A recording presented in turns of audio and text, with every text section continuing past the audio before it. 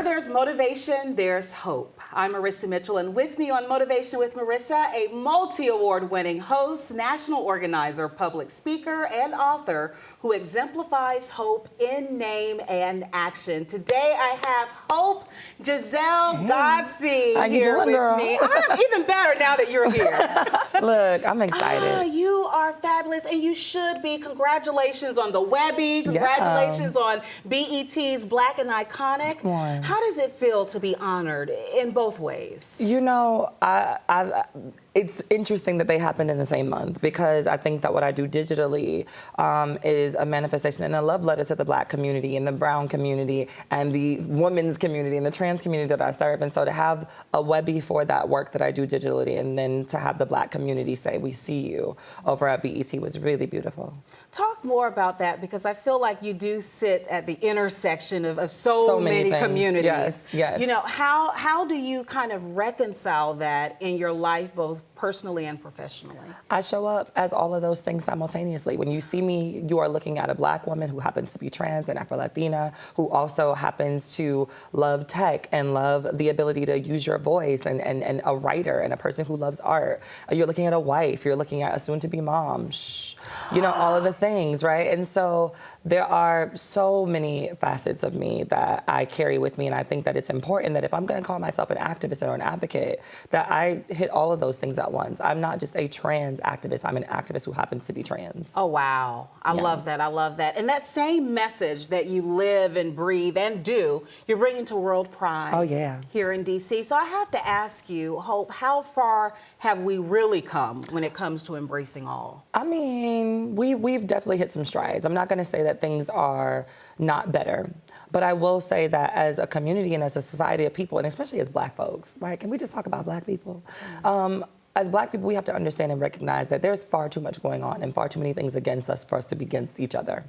And when I think about how far we've come, when we think about segregation and racism, yes, we know that interpersonally that things are still feeling a little 400 years ago-ish. But I think socially we have a better way of life, and we've learned to deal with it, and we've learned to be in community with each other better. This newfound hatred towards trans people, specifically trans women within the community, makes no sense, considering that you have so many trans women that go on to take in those kids that people don't want, the ones that people throw away. So many trans women that are matriarchs of certain communities, right? Whether you know it or not, that woman that does hair at the end of the block, she's the reason why the little girls can get home safe from those men that hang out over there. And she just so happens to be a trans woman. And she'll never get the credit because she wasn't born a certain way, but y'all appreciate it. Why can't we just say that? Loving on people within community, regardless of who they are or how they identify, is free. Right? If a person has done nothing to you, why go out of your way to make their lives a living hell, or clap when their lives are being made a living hell by somebody else? Wow.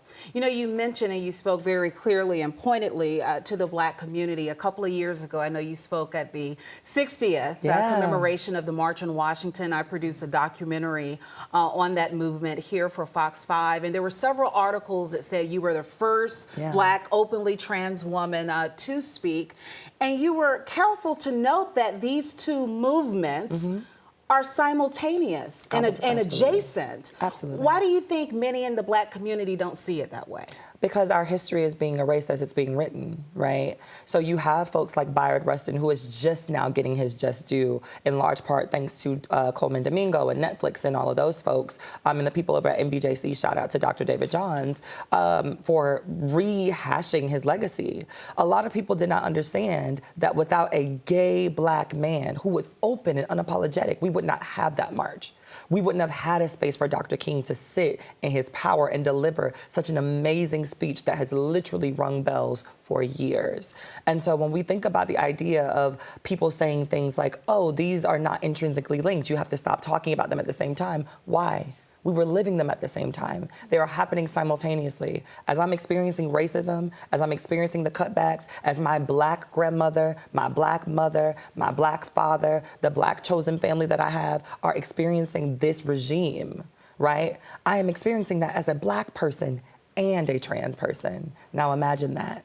Imagine what it's like to not feel like I can turn to my Black community, but also not feel like I can trust the white allies. I'm stuck in a place where I'm now by myself and we have to build community. But why should we have to build something new when grandma black already? My boss is black already. My sister, my cousin, all of the people, my intrinsic circle is black already. So you mean to tell me I gotta go build something that's exclusively trans in order to feel my blackness come into fruition? I think not. So I'm gonna be here until you learn that toleration is not enough and that I love you in spite of, and all I'm asking for you to do is do that in return. Wow, because in effect, you're othered in other. That's it. Yeah, yeah. So tell me then, how did you get here where you can show up as your true, authentic self? Because there are many watching. Yeah. You really are hope. Yeah. You're a dream even for them who want to do the same but can't for a variety of reasons. I created the person that I didn't see coming up. You know, when I was growing up, there were not a lot of trans women that were speaking on these particular issues. If they were popular, they were entertainers. They were it girls. They were beautiful girls who didn't really speak about much, didn't really talk about the issues. And I think that community and folks liked it that way because it gave you access to see that we existed, but you didn't know how we felt. It was the Beyonce effect of it all, right? I think that while we all love and adore the beauty that is Beyonce Giselle Knowles Carter, we don't really know what she thinks about anything.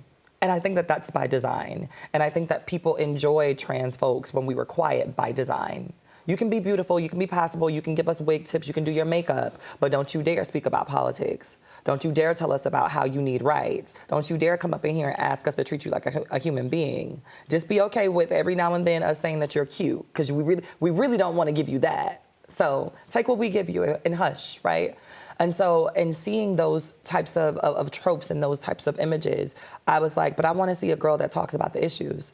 I want to see one of the girls that talks about her school experience. I want to see one of the people that talks us into navigating a life that doesn't include sex work. And that's nothing against my girls that do, but it is to say that it's not a monolithic experience. That wasn't something that I had to do, but I did have to go to college and experience being pushed out of a program while still having to ascertain a degree when nobody likes you. Right? When it's okay for the teacher, even after I've had my name changed legally, to refer to me as my dead name because he just wanted to. It made him uncomfortable to refer to me as she, her, or the name that was legally bound to me at that point. And so those are some of the stories that I wanted to make sure that people were understanding and getting, because as we talk about inspiration, as we talk about hope, you can come and be the first Black trans woman to speak at the March on Washington. At NASA? At NASA. Mm-hmm. And they called me, baby. I ain't called it. I don't know who I know at NASA, but somebody at NASA said we need her, right? I got an opportunity to train some of the brightest minds of our time in the world, right? And this is coming from a Black trans woman who is often told that all I'm going to be good for is laying on my back in the dark with holding someone else's secrets, never being able to live in my full light. And here I am, married to an amazing man who is serving this country, who is the most beautiful and sweet, kind spirit. And I'm so lucky to have him. But if I let the world tell it, and if I let the stereotypes tell it, I would have stopped trying and chasing that long time ago. That's how you got this version of me. I never stopped fighting for the version that I wanted to see. And I created her when she didn't show up. Wow. I'm looking at you and I'm like, wow, I'm kind of transfixed because you're so beautiful. You really are beautiful. Same, you too. And you know, in person, in pictures, everywhere. Do you think, and I don't know if you've dealt with this before or even been asked this question before, that there's a degree of privilege that you experience because of your beauty in this body? Absolutely. I think that people treat folks that they can forget the difference differently about. You know, folks treat me differently because when they are having a conversation with me, they don't have to be reminded that I'm trans. After about a good 3 minutes or so, you can kind of sort of just relax into conversation because there aren't obviously masculine features, or because my voice isn't deeper, so it doesn't have to constantly remind you that there's something off about me. And also because my experience is that of a girl who operates through corporate spaces, right? And so when we're having conversations about, you know, the SOW and the ROIs and all of those, you know, the acronyms that, you know, most trans people aren't supposed to know because we're not supposed to be in those spaces, it's easy to treat me differently. It's easy to say that you're one of the good ones because I'm not here advocating solely for sex work. And so you know that I'm not one of those people. You feel like I am far removed from it. And you think that in giving me that privilege that I'm going to leave them behind. What you don't realize, though, is that I don't leave my people. And so while we're gonna be able to have this conversation, and while I'm gonna let you forget in order to be able to have this and get into the nitty gritty of it, as soon as I get you comfortable, I'm gonna remind you that there's a piece of me that you are actively trying to remove from this conversation that I'm gonna refuse to allow to happen. In the same way that I don't allow white folks to excuse my blackness, because I'm well-spoken and because I have a certain amount of accolades and because these people know me, or because when I walked into the building, you recognize that I actually know the CEO personally. You don't get to make me one of the good black women. I'm just like every other black woman. And if you play with me, I'll turn into that stereotypical trope that you think that I'm so far removed from. I'm never losing where I'm from. I just understand what it takes to get into the door to make change for people behind me. Ooh, you lift as you climb. Indeed. Yeah, and that's what it's about. Listen, I loved watching you at the Beyonce show, Cowboy Carter. I know we mentioned Queen Bee earlier. Did you get to meet her? Did you talk to her? Did you? Oh my God. So yes. Okay. Okay. I want all the deets. Look. Okay. So Parkwood. Don't hurt me because I include this with y'all. But I actually got an opportunity. Yvette, who is Beyonce's Love Yvette. publicist. So after everything was kind of over, I get a little tap. And I'm like, okay, what's this about? And I get a little motion over, and I'm thinking like, okay, well, they're gonna give me like a gift bag or something. And what was really funny was that I didn't wear a cowboy hat the day that I won because my hair. If I had to choose between the hat and the hair, I'm definitely choosing the hair. Utmost important. Okay. Yes. And so I thought I could keep the hat. I thought that those were like some $20, hat that Beyonce just gives out with the crown, but apparently you don't. And so as a constellation prize, I got to the back. I get a cute little tap, and it is Miss Beyonce Giselle. No, she touched you? She touched my body. Did you pass out right then and Almost. I wanted to. I really wanted to. But I think that the thing about it is I've been in such close proximity to Beyonce for so long that it almost didn't feel like a new feeling. It felt like a revisited feeling. Like she's told me I was gorgeous over a FaceTime before, without realizing that it was me again. And so I reminded her of that moment. And then also my best friend is like really great friends with Ashley Everett, who used to be her former dancer. And I'm also really good friends with Todrick Hall. So like I've been in spaces that Beyonce has like occupied several times, but this was a personal moment. And I'm so mad that they would not let me take no pictures. But like Beyonce said to the folks in Brazil, like the moment is right here, baby. Living this. I am right here with you. I think you got something even better. I mean, the touch. The touch was, look here. I got a little hug, a little side hug. My hair got stuck in a rhinestone. It was cute. I loved it. Yeah, I think it's great. And it's funny to me that here we are talking Beyonce, because I feel like you're the Beyonce of what you do. Oh, don't say that. The girls are going to hate but me. You are, and y'all can hate all day because you represent beauty, confidence, strength, Thank you. hope. Thank I mean, you. that is Beyonce. Yeah, That's absolutely. her. Do you have a favorite Beyonce song? Where does that connection come from, you think? I think that the connection just comes from her work ethic. I think that the music and the talent and things are secondary for me.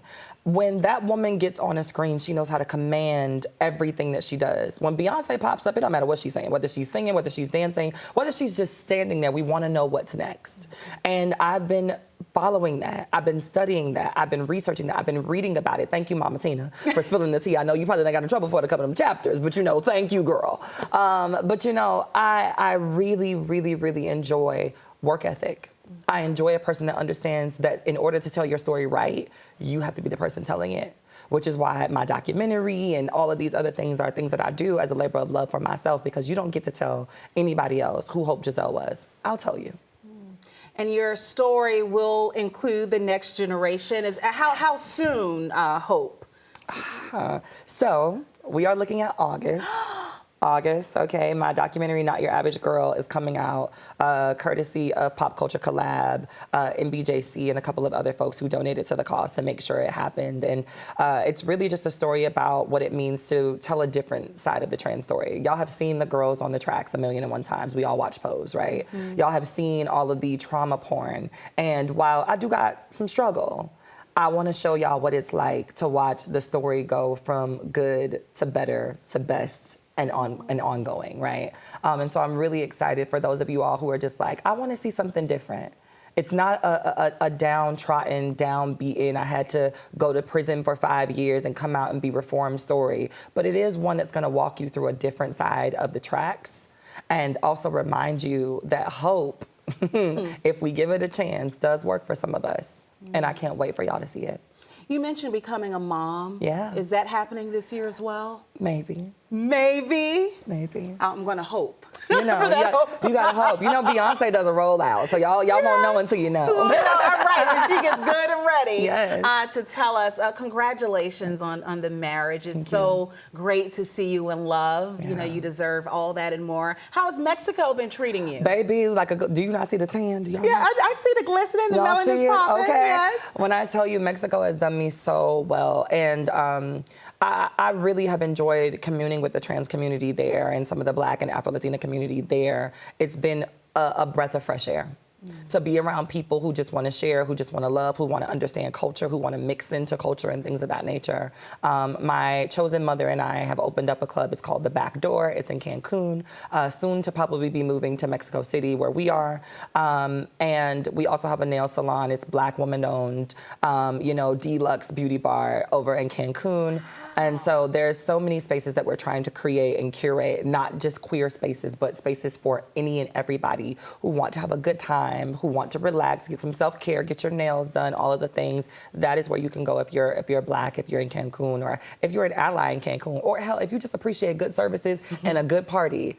That is where you go. And I'm really in love with it. I found so much peace there. I found a lot of peace. Me and my therapist talked about the fact that I didn't realize that I was depressed until I left. My work is a thing that I'm so proud of, but I didn't realize that the thing that I enjoy the most, which is like seeing the post and being able to run to the Capitol, seeing the post and being able to run and hop in my car to the Supreme Court, was killing me. You know, every day there's a reason for me to get in my car and grab my blowhorn and say, what do you need? Where you need me to show up? Where you need me to be at? I'm holding people back today. I'm in the front of the march today. What you need? And in the moment, it feels good because I know I'm doing the right thing. I know I'm being a part of history in a way that can't be rewritten, unwritten, taken away from me. But baby, I was giving no time to myself. I was giving no time to my husband. I was giving no time to my siblings, my mom, my family. It was one of those things where it was just like I was so fired up and had all of this energy for everybody else, people that I will never meet, and no energy for the people that love me. Mexico made me slow down. Heavy is the head that wears the crown. At all times. Yeah. I always end this segment with what's motivating you these days, since it is Motivation with Marissa. But for you, I think you're such a source of motivation for so many people. I think Mexico helped you in finding that for yourself. Where else, Hope, do you find it? I find it in Black women who see me as an equal, who see me as a sister truly, not performatively. I find it in Black men who understand that their sexuality is not predicated on their friendship or adjacency to me. I find it in my brother who loves and adores me, but is still willing to check me and remind me of who I am when I find myself spiraling online. I find it in my hopefuls. I love y'all so much.